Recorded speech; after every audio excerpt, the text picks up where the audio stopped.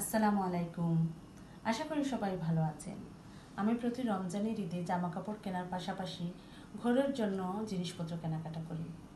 এটা বলা যায় আমার নিজের জন্য নিজেকে উপহার দেয়া। এবারের ঈদেও তার ব্যতিক্রম হয়নি।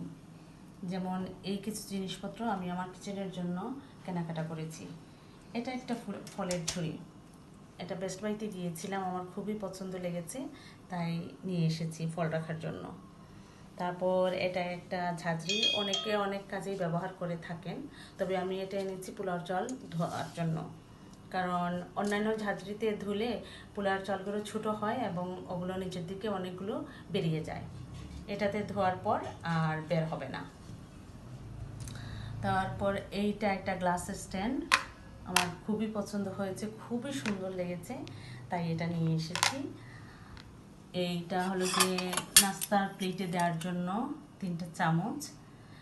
পায়েস বলুন, পুডিং বলুন, যে কোনো কিছুতে এই 3টা চামচ ব্যবহার করা যাবে। এই ফ্রাই প্যান নিয়ে এসেছি। তারপর এই যে একটা দেখাই আপনাদের, এটা হলো গিয়ে আমার কাপ পিরিচের একটা সেট। আপনাদের আমি কাপগুলো দেখাই বের করে।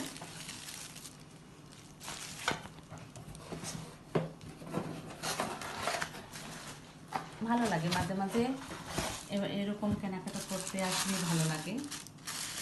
সবসময় তো নিজের জামা কাপড় কেনা হয়, ঘরের জন্য জিনিসপত্র কেনাগুলা উচিত। এই হলো গিয়ে কাপের সেট। আর এই কাপের সেটের সাথে মিল রেখে আমি 6টা প্লেট কিনেছি। প্লেটগুলো দেখাই আপনাদের। এই যে 6টা প্লেট। গত বছরের প্লেটগুলোতে আমি আর ব্যবহার করব না, কারণ এরকম প্লেটে ব্যবহার করার পর এখানে পানির অনেকগুলা দাগ পড়ে যায়, পানিতে আয়রন আছে, দাগ পড়ে যায়, আর ওগুলা ব্যবহার করতে আর ভালো লাগে না। এই জন্য নতুন প্লেট নিয়ে এসেছি।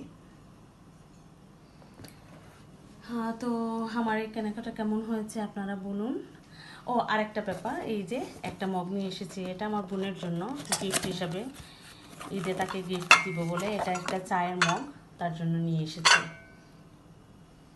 সে যখন তার সাথে যখন দেখা হবে, ঈদের দিন হোক বা ঈদের পরে হোক, তাকে এটা দেব। তো এই কেনাকাটাগুলো আপনাদের কেমন লেগেছে, যদি ইচ্ছে হয় কমেন্ট করে জানাবেন। আর সবাই ভালো থাকবেন। আজকাল পরে পরশু দিন ঈদ বাংলাদেশে। সবাই ভালো থাকুন, সুস্থ থাকুন। আল্লাহ আমাদের হেদায়েত দান করুন। আসসালামু আলাইকুম। ঈদ মুবারক।